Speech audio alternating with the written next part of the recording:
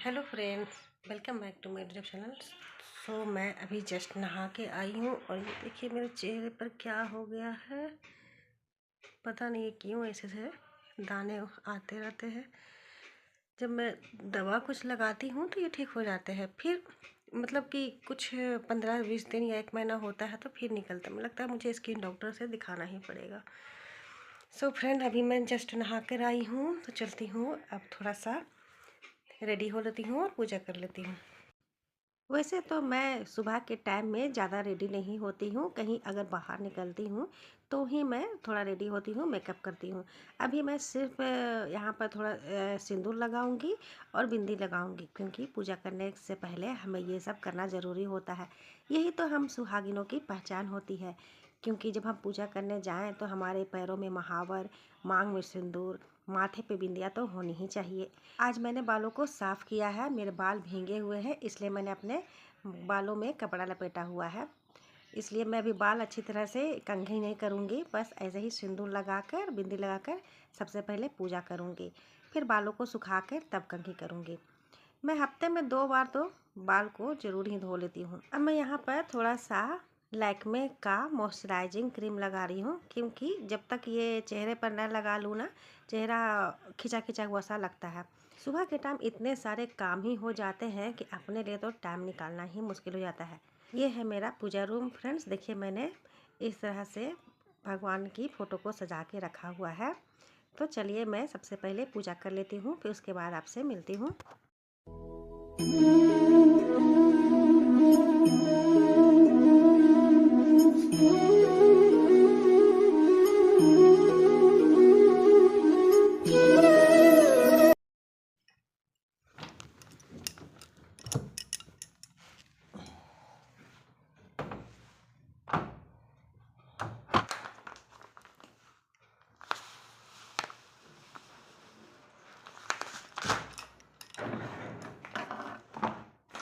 ये रोज़ के कपड़े हैं जो मैं मशीन में ही डालकर धो लेती हूँ, क्योंकि ये ज़्यादा गंदे नहीं होते हैं और इसे मैं डेली वॉश पे लगाकर धोने के लिए डाल दे रही हूँ। चलिए कपड़े को तो मैंने डाल दिया धुलने के लिए, अब मैं नाश्ता अपना कर लेती हूँ।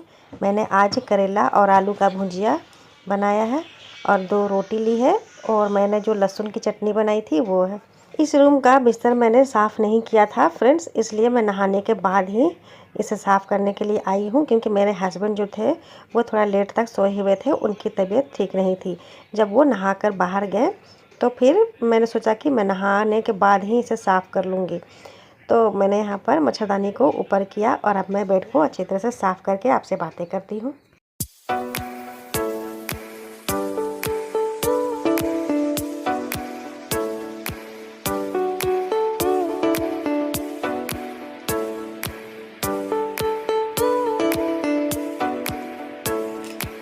सुबह के 10:30 बज गए हैं और अभी मैंने सारे काम कर लिए हैं। कपड़े हैं जो वॉशिंग मशीन में धुल रहे हैं, थोड़ी देर में मैं जब धुल जाएगा तो उसे भी धूप में डाल दूंगी। कपड़े धुल चुके थे तो मैं कपड़ों को लेकर बाहर आ गई हूँ धूप में डालने के लिए। ये मैंने रस्सी टांगी है कपड़े अपने पसारने के लिए, क्योंकि अंदर आंगन में धूप अच्छी से नहीं आती है, इसलिए हमें बाहर में ये कपड़े पसारने पड़ते हैं। 1 से 1.5 घंटा में तो कपड़े सारे अच्छे से सूख भी जाते हैं।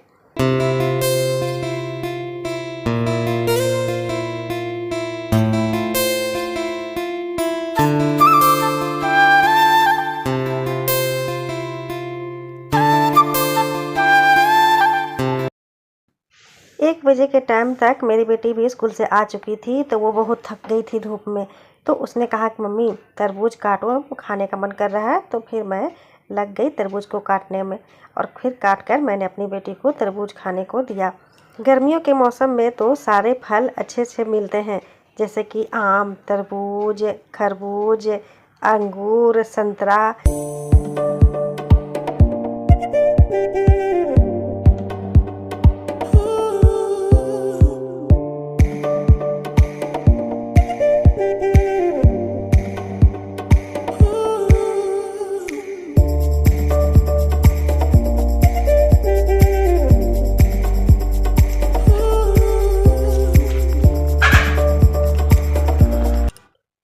सो फ्रेंड, ये देखिए गर्मियों के दिन में कैसे घर बाहर में सन्नाटा हो जाता है, क्योंकि दोपहर के टाइम सब अपने घरों में आराम करते रहते हैं।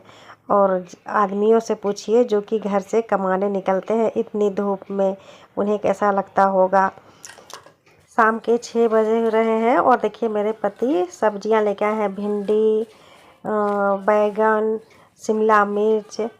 तो मैं इसे तो अभी नहीं बनाऊंगी, इसे फ्रिज में रख देती हूँ। और मैं बनाने वाली हूँ कटहल की सब्ज़ी, जो कि सुबह मैंने खरीदी थी। ये देखिए मैं इसे काट रही हूँ।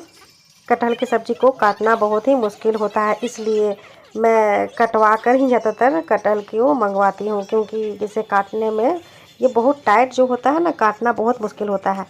लेकिन जब ये बाहर में ही बेचने आई थी तो मैंने उनसे ले लिया था, वो काट के नहीं देती हैं। तो फिर मैं इसे अच्छे से छील कर काट लेती हूँ और फिर इसे बनाऊँगी।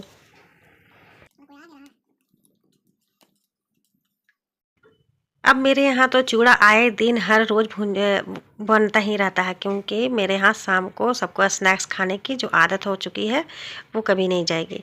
तो मैं यहाँ पर चूड़ा भून ले रही हूँ, उसमें मिक्सचर मिलाकर इसे डब्बे में रख दूँगी, ताकि ये 2 से 3 दिन चल सके। फिर 2 से 3 दिन बाद मैं इसे फिर दोबारा से भूंजूँगी। कटहल की सब्ज़ी बनाने के बावजूद भी मुझे भिंडी काटनी पड़ रही है, क्योंकि ये मेरे बेटे की फरमाइश है, उसे भिंडी की भुजिया बहुत ही पसंद आती है। तो फिर मैंने थोड़ा सा भिंडी यहाँ पर काट लिया है और मैं इसका अब भुजिया बनाऊंगी। तो फ्रेंड, आपको ये छोटा सा ब्लॉग कैसा लगा मुझे कमेंट करके ज़रूर बताइएगा। वीडियो पसंद आई हो तो वीडियो को लाइक करना ना भूलें और प्लीज़ चैनल को सब्सक्राइब कर लें।